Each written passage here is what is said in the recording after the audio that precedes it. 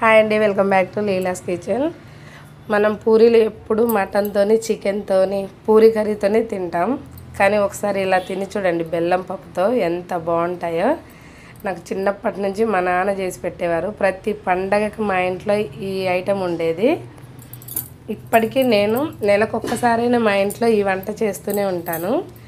మంచిగా పూరీలు చేసుకొని ముద్దపప్పు బెల్లం చేసుకొని తింటే ఎంత బాగుంటాయో మీరు చేసుకొని తిన్నాకే తెలిసిద్ది.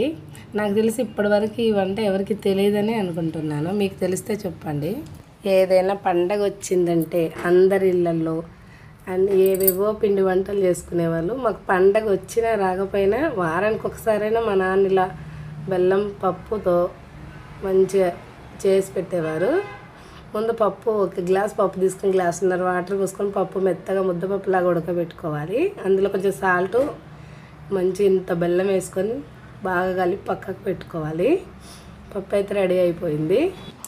ఇప్పుడు 4 పూరీలు 2 గంటల పప్పు వేసి పిల్లలకి ఇస్తే నిమిషంలో తిని మనకు ప్లేట్ ఇచ్చేస్తారు. అంత బాగుంటాయి. మీరు ట్రై చేసి ఎలా వచ్చాయో చెప్పండి.